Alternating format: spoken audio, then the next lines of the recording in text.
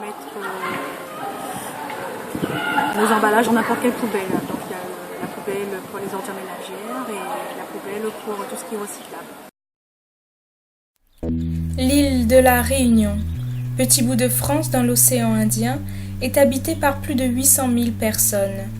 Chaque habitant produit 600 kg de déchets par an et seulement 133 kg sont recyclés. Autant dire que cela fait beaucoup de déchets à gérer pour une si petite île. La question de la gestion des déchets est donc très importante. L'objectif dans les années à venir est de diminuer la part des déchets enfouis au bénéfice de se recycler et valoriser.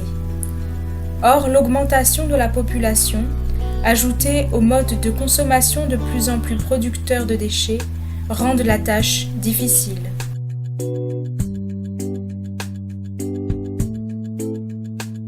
Alors, la poubelle grise, tout ce qui est ordures ménagères qu'on ne peut pas réutiliser, destiné à l'enfouissement, et la poubelle jaune, tout ce qui est recyclable.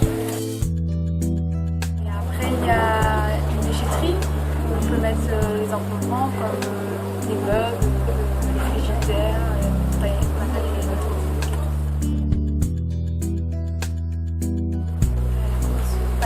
pour les bouteilles. Les centres commerciaux mettent à disposition d'autres bornes récupérant des déchets spécifiques.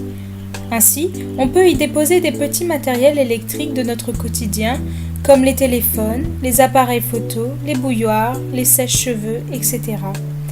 On peut venir déposer de vieilles ampoules et enfin des piles usagées.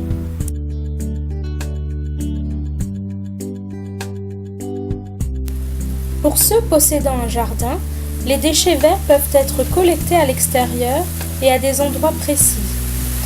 Il est également possible pour ceux habitant une maison avec un terrain de posséder un outil de recyclage et d'écologie, un composteur.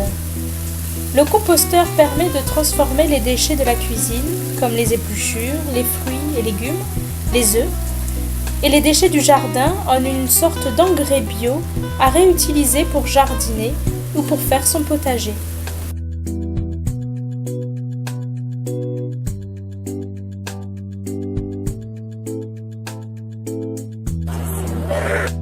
Dans l'Ouest, c'est le territoire de la côte Ouest, appelé TCO, qui s'occupe du ramassage, du tri et du recyclage ou de l'enfouissement des déchets.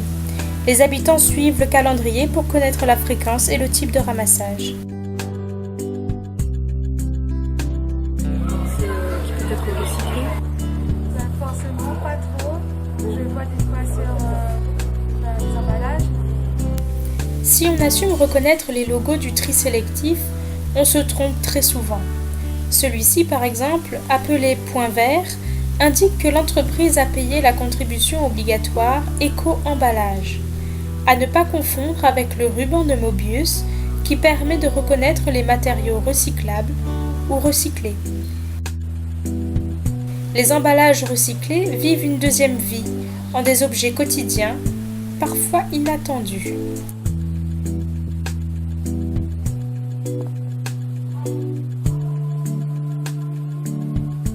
Est-ce que vous pensez que les gens sont bien informés sur le tri sélectif ?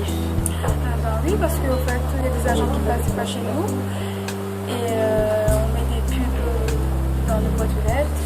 Après, si je me le dise, ça dépend. Si le tri sélectif a été instauré depuis les années 2000, trier s'installe lentement dans les habitudes réunionnaises. De plus, le tri sélectif doit faire face aujourd'hui à de nouvelles problématiques avec l'arrivée d'emballages contenant deux matériaux, l'un recyclable et l'autre non.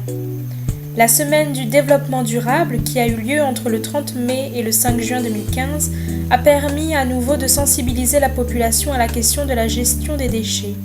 Cette semaine a été suivie par de nombreuses actions, dont une collecte par la Chambre d'agriculture.